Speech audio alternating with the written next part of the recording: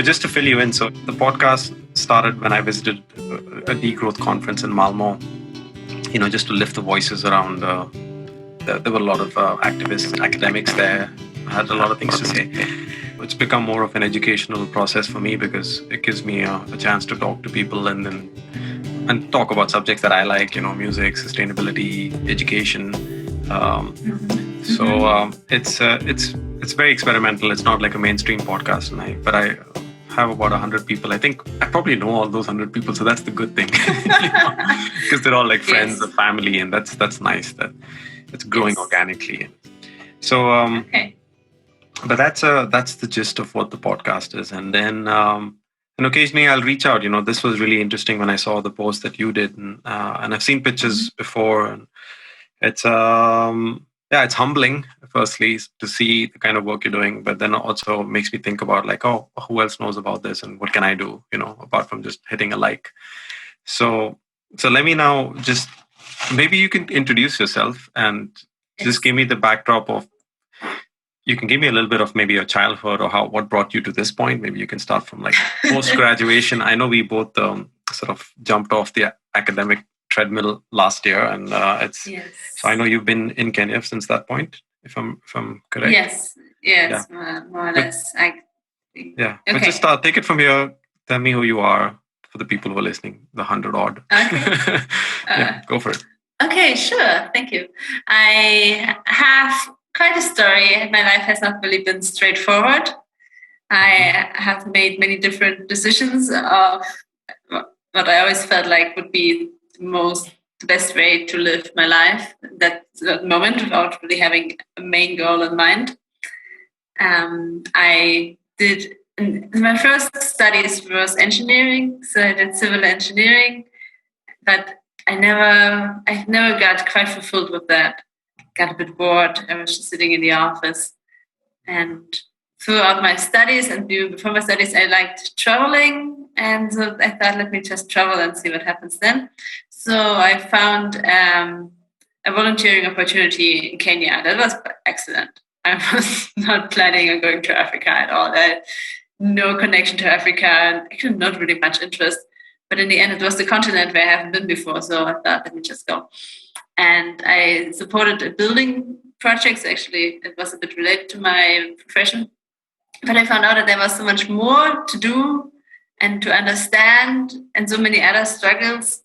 My first project that I engaged with in Kenya was a primary school, and I joined the organization, the supporting organization, and it felt good to do something meaningful, but it was also overwhelming because we were not very organized, and we struggled with the Germans, or like the foreigners that come into a so-called developing country, and now we want something special to be done there. We want to do something better, and it's actually not accepted by the people so much there.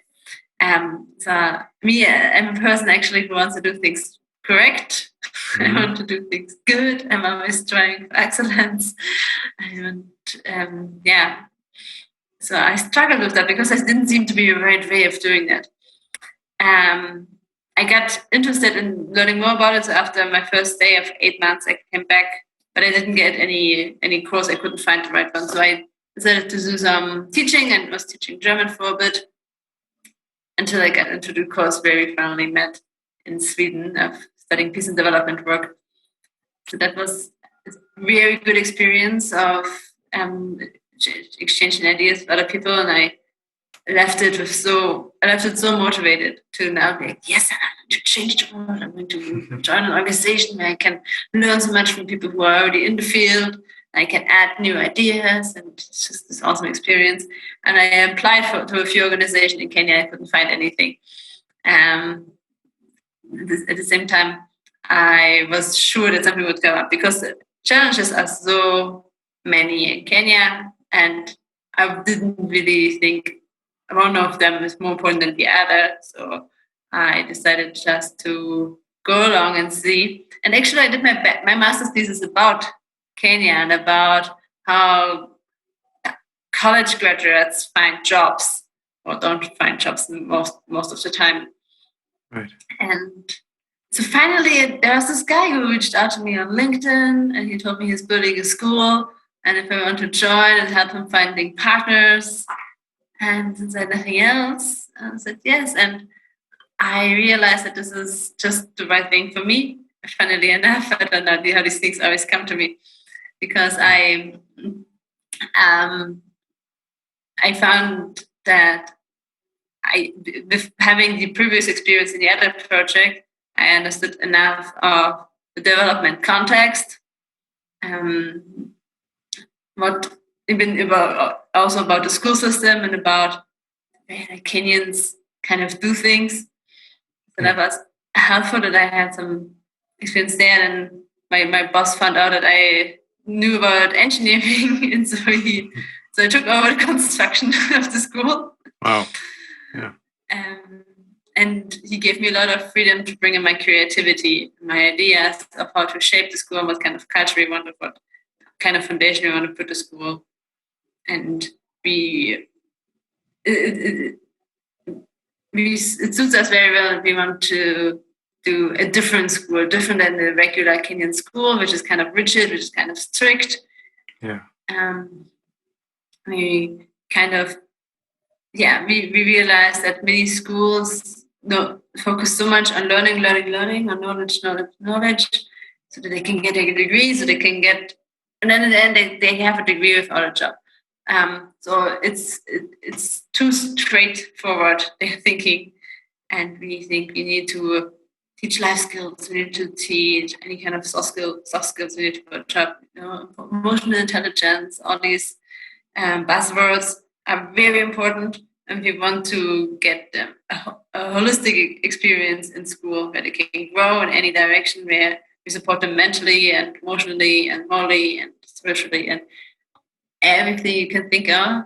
And I mean, we have very high goals. It's easy to dream big, want to be environmentally friendly and democratic, and Yeah.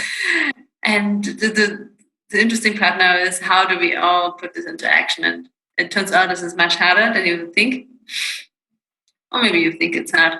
And how do we feel every day, and how do we bring all these values in everyday school life, where we still have to have all the lessons taught that we need to teach in a curriculum, and why we also have Kenyan teachers who might just say, oh yeah, that sounds good, but in the end they don't actually know how to do things differently, or don't actually want to do things differently because they have already done things a certain way, and they've been brought up in a system that things are done in a certain way. And so we can't also expect them to completely change from now to then. So it's a process. It's a long process. So I think I really, really overdid the answering your question.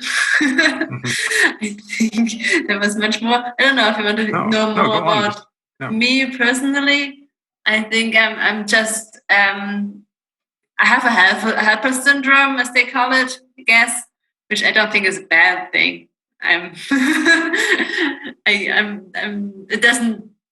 It doesn't bring me down. It just motivates me to do more. I don't think I need so much for myself. I'm very easily happy.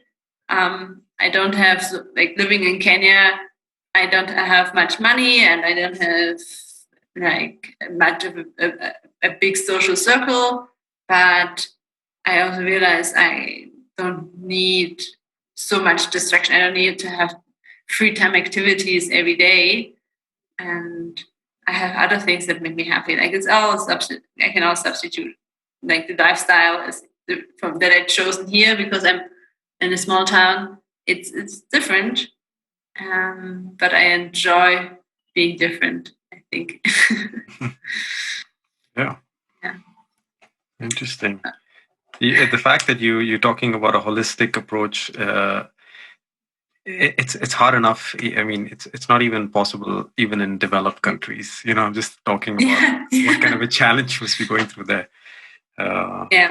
But and like you said rightly, it's also not just right from engineering and designing the right kind of learning space, learning environment, architecturally, but also teaching, educating the teachers in a different context, right? That they've been used to. It's a big task. Yeah. I want to talk about this, like, to kind of visualize the school, the classrooms, the how they're kind of sitting, what they eat for lunch, and all that. So give me a gist of that, like what a typical school day might be like. But before you get to that, like I just want to place. So you're in a city called Siaya, right? No, so that was the other project I've been to. Yeah, so I still visit Siaya every now and then. Siaya is in Western Kenya. It's very rural. It's very far away from the capital, which means it has received less resources for a long time. Yeah. And I realized that Kenya is very diverse. It has very different stages of development in different places. Now I'm near Naivasha. Naivasha is actually on 1.5 hours from Nairobi, so it's closer to the capital. Okay. And I can see that there's much more going on in town. Things you can get almost everything. It's a very hustling town. It's a bit bigger, and you can see there's a different standard of living. People actually all live in stone houses, not in mud houses, like that kind of difference. And the school is located outside of Naivasha, and it's also interesting because there's a lot of nothingness around Naivasha. Naivasha is actually like the kind of landscape you see in African movies, with the acacia trees and the zebras and the giraffes. Yeah. It's all there. There's a whole, like once you leave Naivasha, you have these little scrubs, these savanna, and nothing much else. So where the school is located, a few people have built some roads, like country roads, and there's a few developments, like a few compounds that have been fenced and people put houses. So it's like on the verge of development. Like you see, some people want to live there now, but it's mainly nothing. Right. It's people who come there say that it's a perfect location for the school because the kids are not distracted by anything. They can focus on learning. We have the view on some mountains in the back, and there's a view on the Lake Naivasha. It's a big lake, and we have a breeze going through like all the time, and it's very sunny. Very peaceful up there, very quiet. And nice. I don't stay there. I live kind of like 6 kilometers away, and I cycle there every day. And I feel lucky that I can cycle to that place. Whereas other people might be stuck in traffic somewhere. I don't know. Yeah. We get all kinds of wildlife, very colorful birds, and it's like a bit of a holiday feeling if I focus on it. Yeah. Yeah, and I can see why you don't need other activities, which you would need in a city to keep you busy, because that is highly satisfying. Yeah. So what is the school called? What is the organization? Right now we have the school. We are still building the NGO around it. Yeah, we understand ourselves as a non-profit that is right now running a school, and right now the school is the only thing. The founder of the project is called Wilson Manshigi, and he's a Kenyan living in the US. And 2 years ago, his dad died, and his dad inherited land from his dad.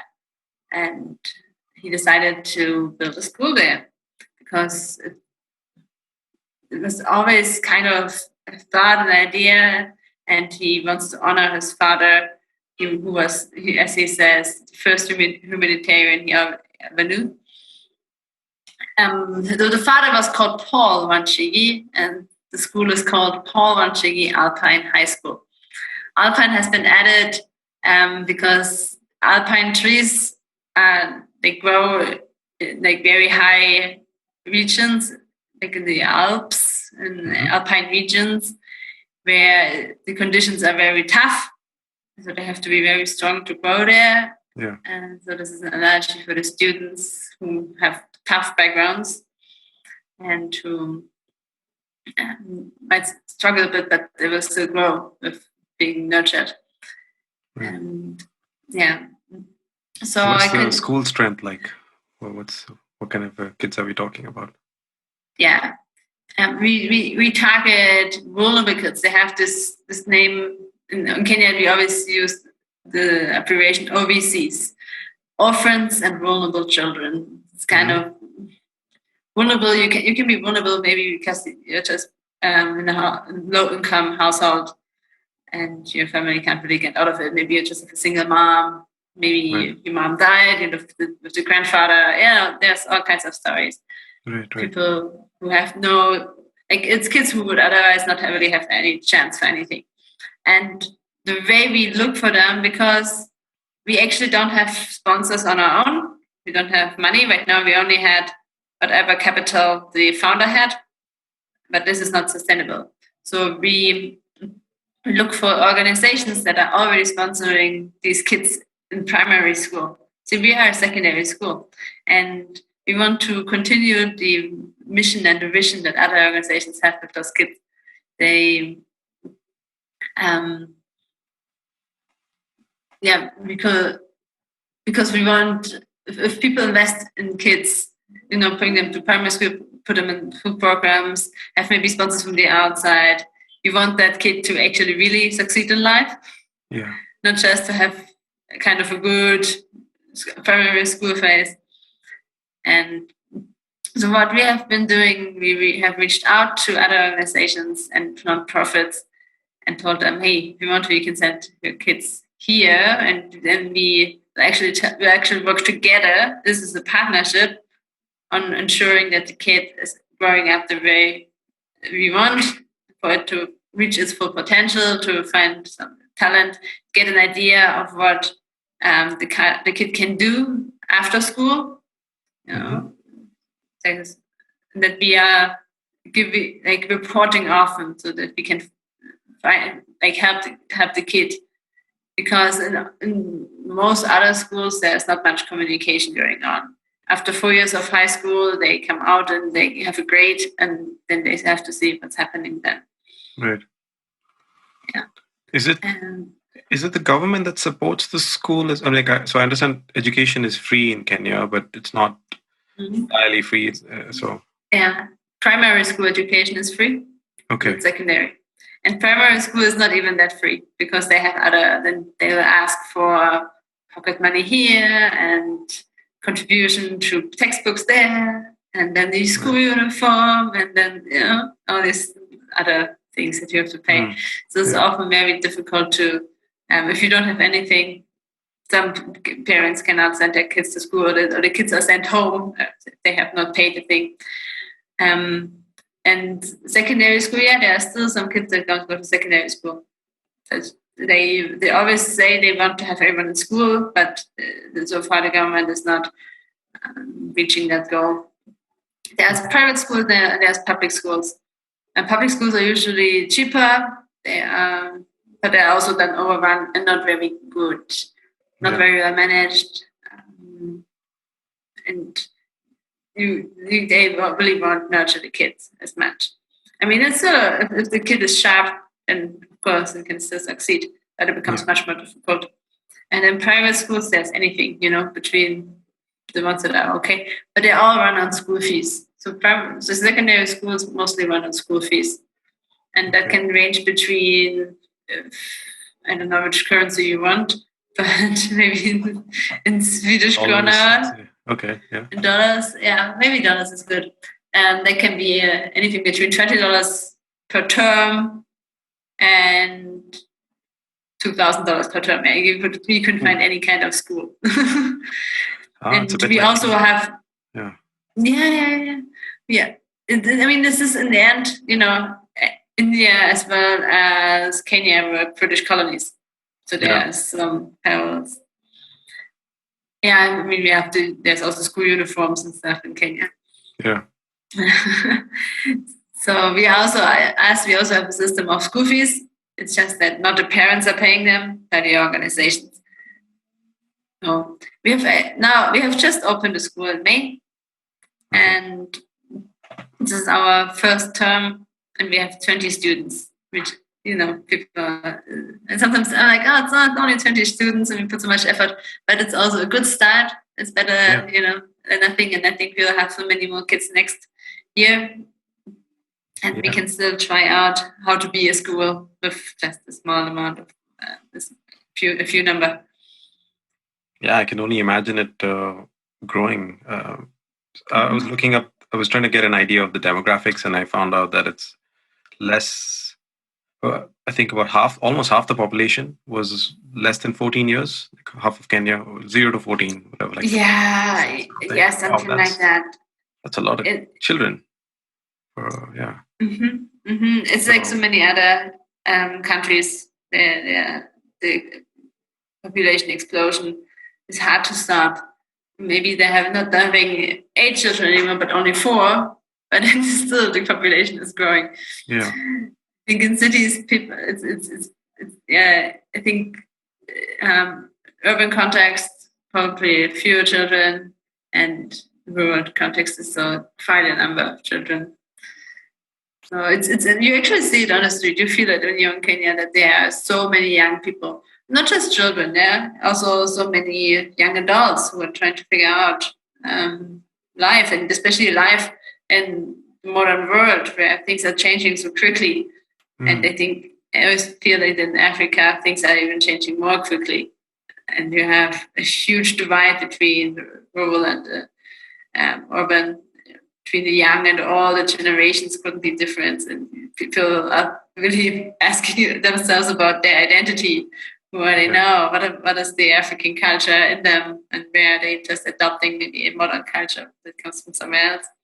It's an interesting debate, which might be going too far right now. No, yeah, it probably connects well with the thesis that you did on higher education, right? So, or the unemployment. So you probably have a lot to say on that as well. Like, yeah. There is, and of course, all the kids who pass out of your schools are going to go into that world of struggling to find jobs. So, yeah, we want to prepare them as good as we can. And the interesting part also of us is that we have very diverse. Kenya is very. They always say they are not so tribal anymore, but I can see the difference. They're like, this one is a Kalenjin, or this one is Kikuyu, and they depending. There's like 47 or 49 or something counties. 47 tribes officially recognized. Yeah, so that's a lot. Yeah, I should check how many we now have, but at least we have like from the north, east, south, west, kids from everywhere, and we even have one South Sudanese boy. And they think this is the best way of like them letting them live together is to overcoming them. And then we have sometimes we play songs. Hey, they're really good dancers. I'm telling you. Every Friday we now have just very loud music, and they all play their favorite songs. And that's also like because some songs are from their regions, but they all dance together to any kind of music. Yeah. And I imagined to have 20 boys, like 20 German boys in that room. Mm-hmm.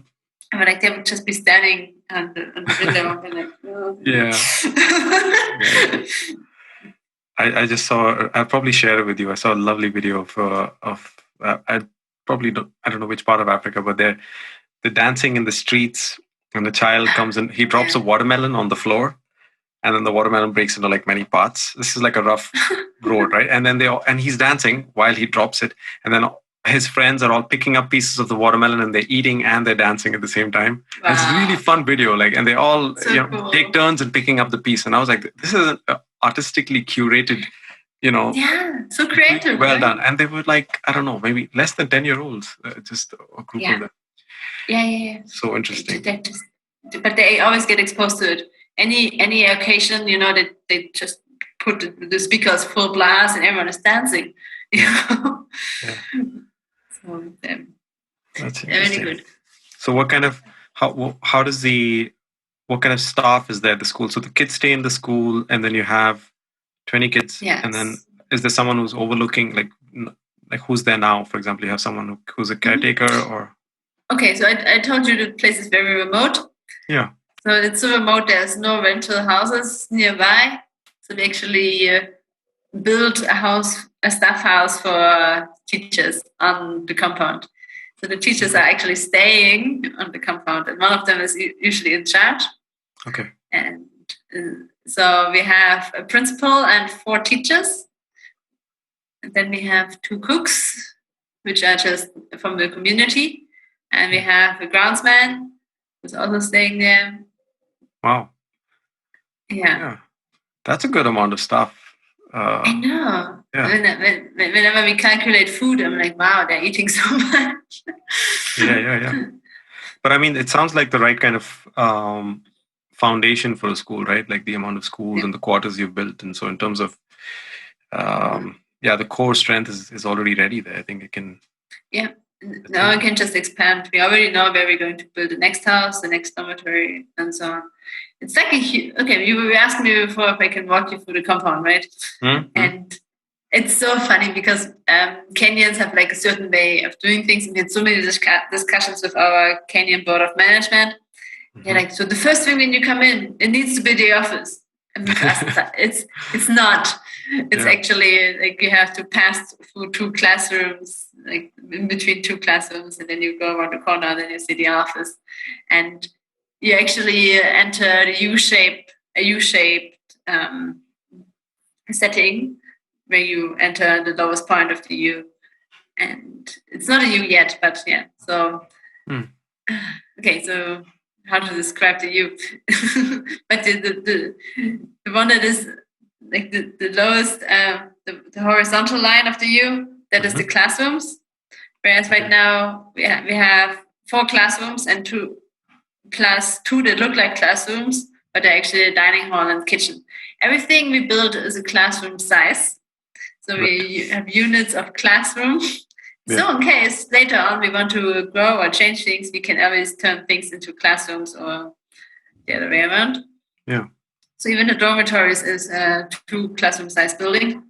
The staff quarters is a classroom size building.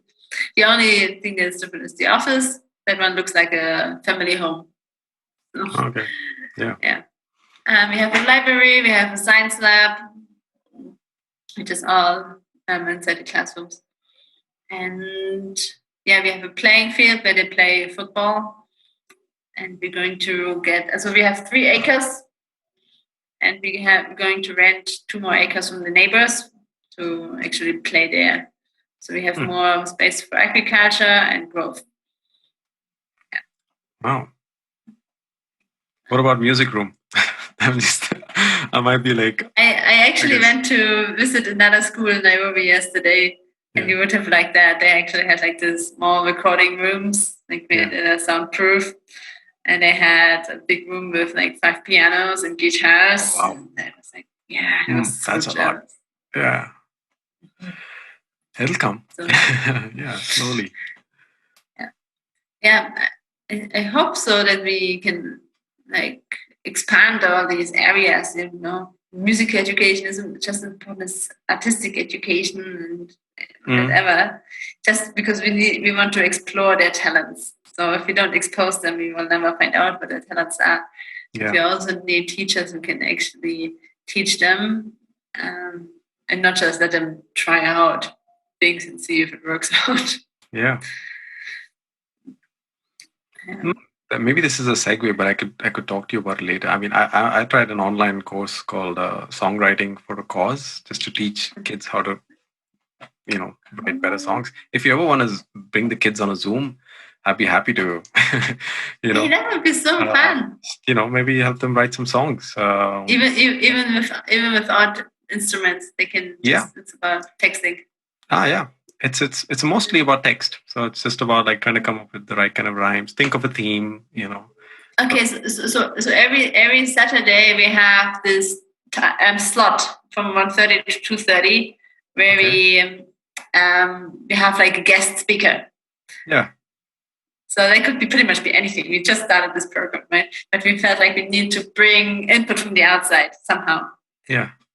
So that could actually be you. I would be thrilled. Yeah. That's a good idea. Thank you for that. I never even thought about bringing people on Zoom, but why not?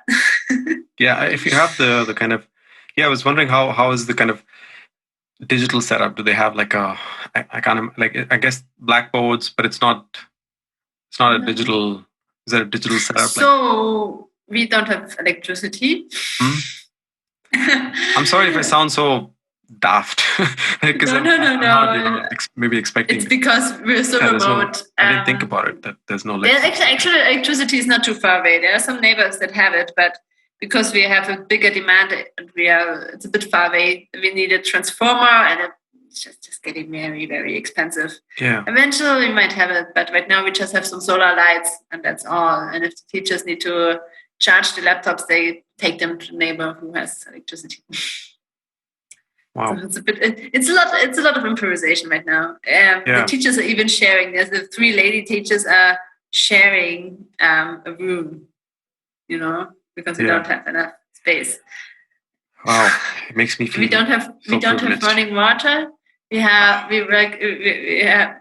just capturing rainwater. We have gutters in our houses, and we have some tanks connected to them. So the rainwater helps a lot. Like actually, right now we're okay. And then only if it doesn't rain for a while, then we have to buy water from town. And we spend $50 on 10,000 liters. It's just okay.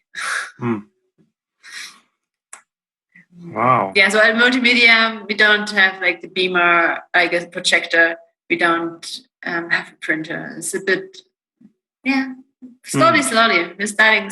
Like I have to learn to be a patient myself. Yeah. It's because when you're there and you see the possibilities that we have, what we could use. Yeah. It's a bit frustrating if we can't do all that, and if it's even narrowing our teaching. Yeah. I know the strategies that the government has sort of in the past used a lot of like just radio and SMSs and DVDs and VCRs. Like literally, of course they're obsolete here, but of course they're all usable too. Tape cassettes, cassette recorders and stuff. There's a lot of, and I think that's kind of nice. It's kind of nice to go analog because you learn about the hardware and what actually produces it. Now, when you watch something on an MP3 or whatever on YouTube, you don't even see the process of Yeah, that's true.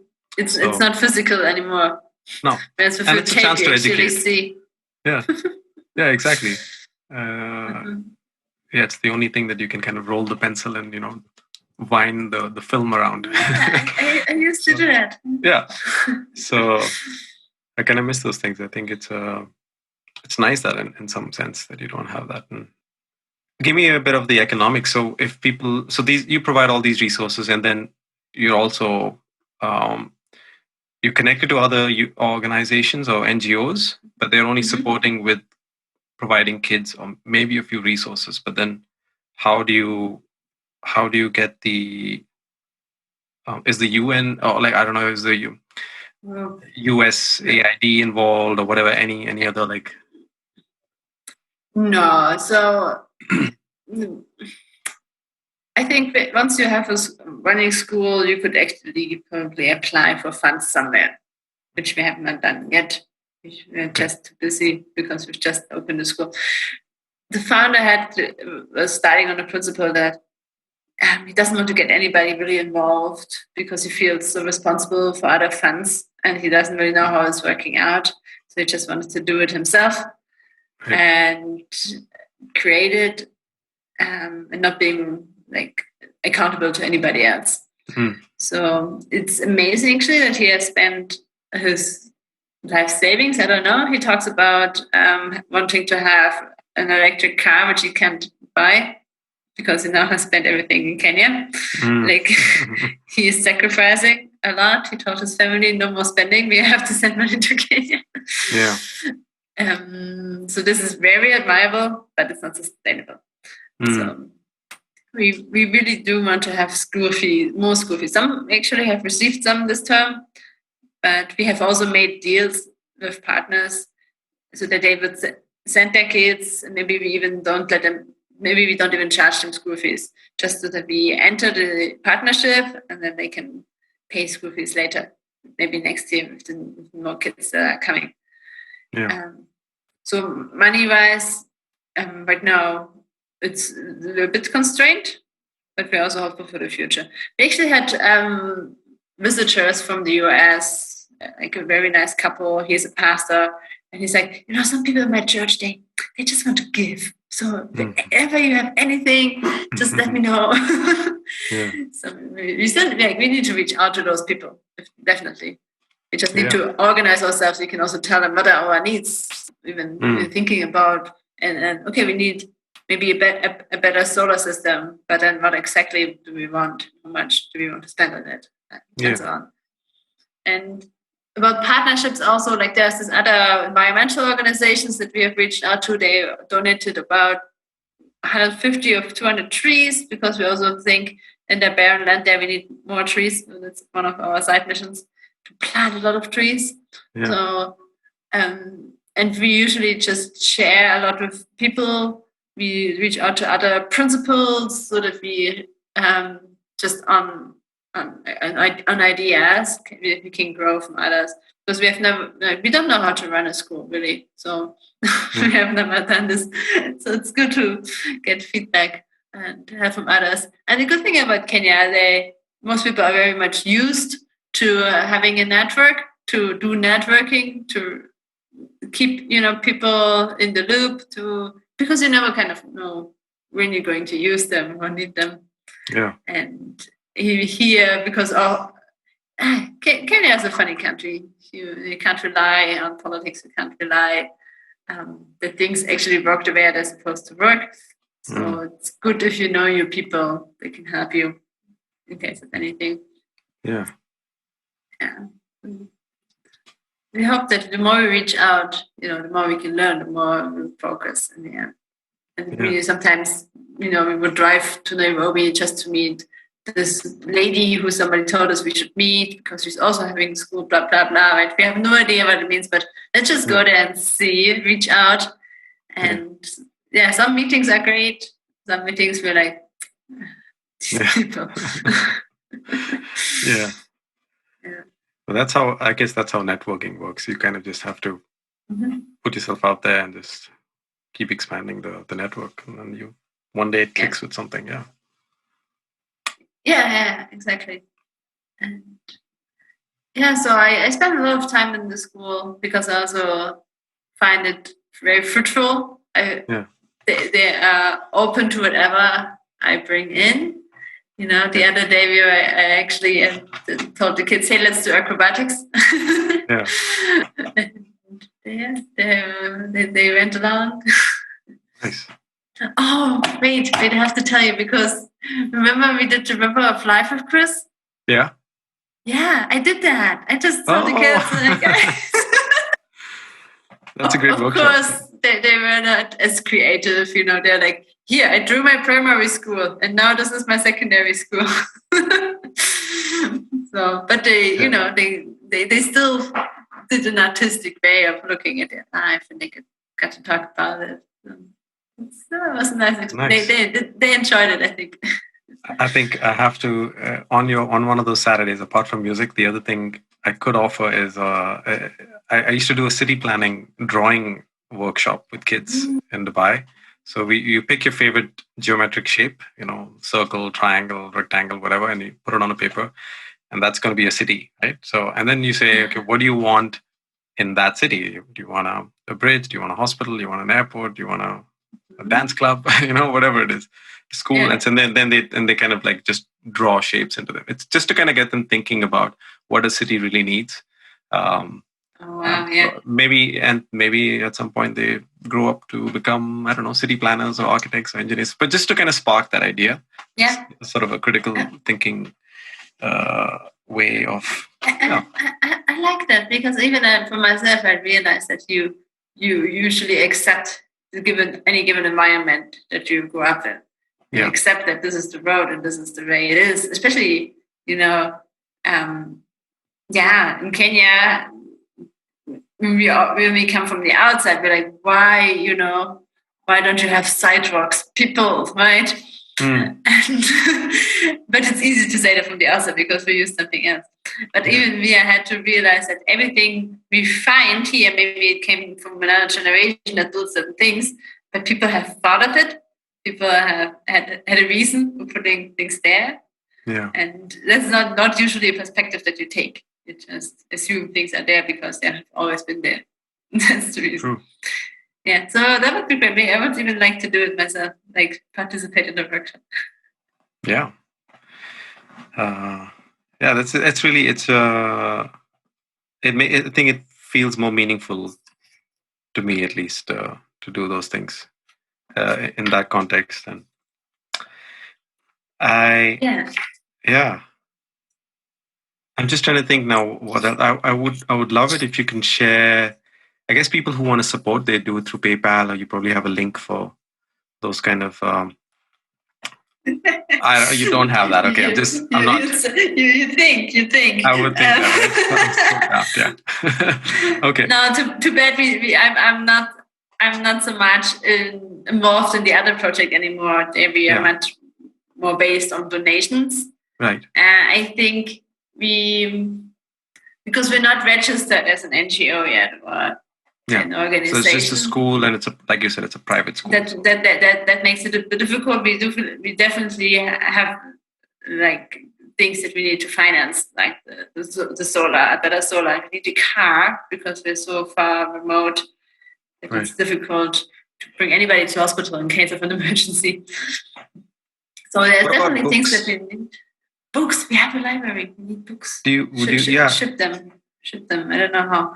You can try out how DHL works out, or But if you put them on a boat, it shouldn't be too expensive. Yeah. Shoot. I was thinking because I have a whole bunch of. Well, I might be relocating, but I have a bunch of like National Geographics and like books that I would love to give away, but just bringing them here is a bit difficult. Yeah.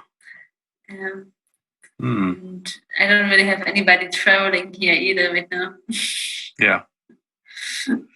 Yeah, and I think we, in case of support, we're happy that if you just really check us out and talk about us, so that our audience can grow, and that we find people who want to partner with us, and maybe other organizations. We're really looking for organizations that are somehow in the education sector, or maybe even for environmental projects, or for anything that you can do with young boys. Then we're happy. Or like even if somebody like says, hey, I could do a workshop on Zoom. I could do a talk on Zoom. I could do like just a more motivational thing. That would be also cool, because I believe in exposure. I believe the more you get ideas from the outside, the more you can grow as a person. You can widen your horizon. Yeah. So if you pick people from all over the world, I think it makes us also feel good. Like, you just sometimes there's Kenyans who don't think much of them. It's a bit sad. They're no, we're just this developing country. Actually, maybe I come from a very small community, and there's not much, and we don't do much. Right, and then you get a talk by like the person in Dubai or in the United States or in Sweden. I don't know. Yeah. It means the world to them, and it's and I think they appreciate that more than others, I would say. So they're actually very appreciative. Yeah. Many of them, they got a scholarship through their organization. So that's really like, hey, you have worked hard. You just, for some reason, you deserve a scholarship. And it's like, wow, it's me who deserves the scholarship. Yeah. Do you speak Swahili already? Or a little bit? Nazungumza kidogo tu. Yeah, I speak just a little bit. I understand actually quite a bit. And I still need to get better. I applied for a university course in Gothenburg so that I can do it remotely and be a bit more strict, because once you do a university course, there's like homework and there's an exam in the end, and you actually have to study. Yeah, and that would be great. Yeah, that's probably the right way to do it. Probably the reason why I didn't learn Swedish or speak Swedish. Yeah. But are you still in Sweden? Yeah. So I'm still living next to you, but I don't know how long Sweden keeps us though. So we're not. I'm not.